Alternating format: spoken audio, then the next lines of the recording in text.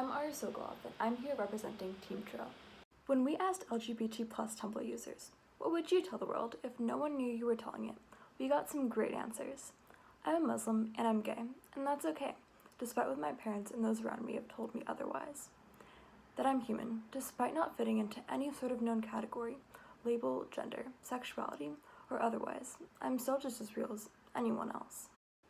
The problem that we're attacking is that many LGBT+ youth don't feel comfortable expressing themselves.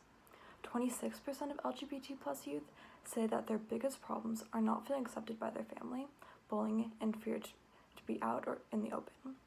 42% of LGBT+ youth say the community that they live in is not accepting of people like them.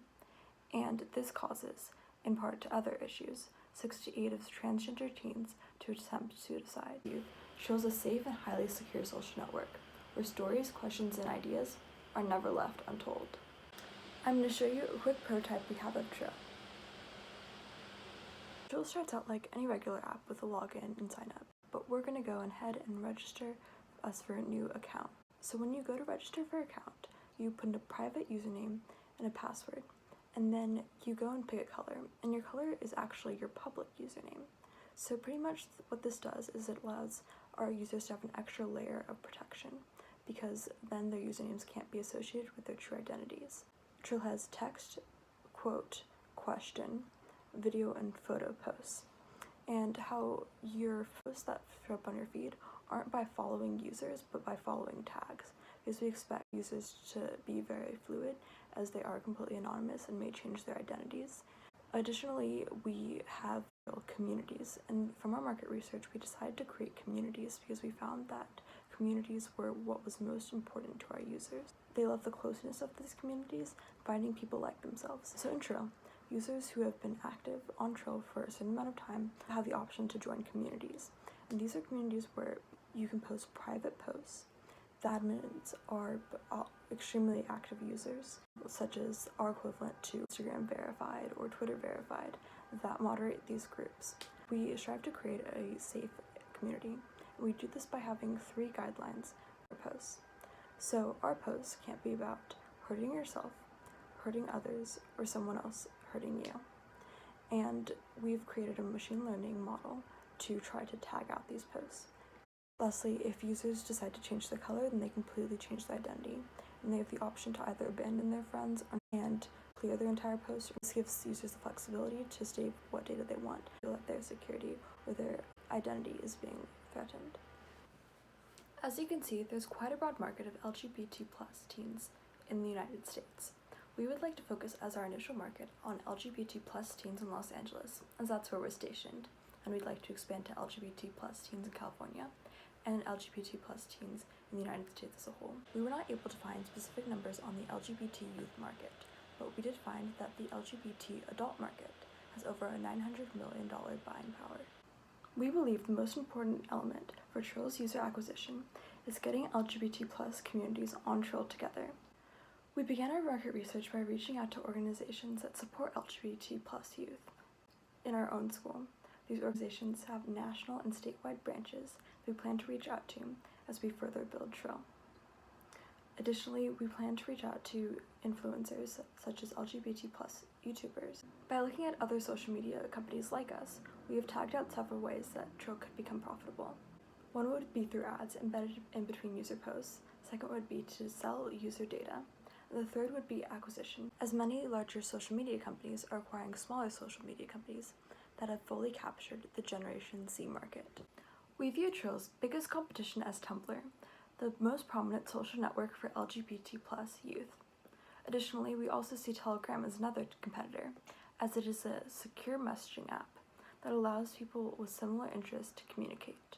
Trill capitalizes on the features that are most important to its users. In support of LGBT+ parents find the social networks of LGBT+ youth and their true identities as LGBT+. They often restrict their internet access from these websites and make them delete their social media accounts, but that's not possible with Trill. With Trill, and unlike Tumblr, LGBT youth can access Trill despite their internet restrictions and location in the world, due to its use of the networking of the dark web. it provides an extra level of security and anonymity that Tumblr and Telegram does not offer. Trill uses artificial intelligence to create private, tight-knit communities, whereas Tumblr's communities are public. We asked LGBT+ youth, how have apps like Trill changed your life? They replied, they helped me realize that I'm not alone, that for every person that may hate me for no fault of my own, for no other reason than who or what I am or am not, there's numerous people who will adore me for those exact same reasons. Good quality LGBT media is hard to come by, and there are so many great writers in this community that have helped me feel less alone as I came to terms with To set our user acquisition expectations, we looked at social networks such as Instagram. We saw that with Instagram, they reached a key spike in growth after about 4 years, and things started to pick up after 1. At Trill that our monthly active users will grow a little slower as we have less people on our development team and have a smaller target market. We also looked at Tumblr, a social network more like our own, and they started experiencing significant growth after about 3 years. We believe our growth will be a little bit sooner, around 2 years approximately. Has changed significantly, and most of Tumblr's change in platform was what had caused that initial spike in growth. As we believe that we're closer to our users and we're truly building a product on what our users want, I believe that we will achieve significant growth for our number of posts a little bit sooner than Tumblr. To accomplish this goal, we have a plan in action. We plan to have our beta launched by May of this year. Then we plan to spend a lot of time refining our beta with our users and acquire at least 100,000 users by 2019. To do this, we plan to partner with 10 organizations by 2019. Then we plan to partner with 50 organizations by 2020 and reach 500,000 active users. Lastly, we plan to reach 1 million users by 2020. We believe we have the best team to create this product. Sarah, one of our co-founders, was recognized as one of the top 10% of female computer scientists in the nation by the National Center of Women in Information Technology. Lexi is an editor for our school newspaper, which was designated the best high school newspaper in the United States. I started my own app development company when I was 13. Since then, my apps have been awarded awards from the US Congress, Apple, and South by Southwest. Izzy, our other co-founder, is our LGBT+ community liaison and also a professional web developer. Advisor Conrad Kramer, who sold his company to Apple and developed some of the libraries that we are using in the app. Our business advisor, Rob Levin, is our teacher and also a graduate of the Stanford Business School. If awarded the $1,000, we will be using it mostly for user acquisition for Facebook and Instagram ads, as we believe our most important element for success for the app is user acquisition, and the earlier we get on it, the better. We'll also be using some of the money from the $1,000 to buy design software for our team. It would make our development process a lot easier as we create UI for the app, our pitch deck, and Instagram posts. Lastly, non-monetary.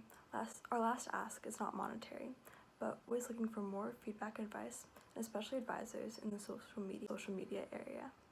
Thank you so much for listening to us, and we hope to hear back from you all soon.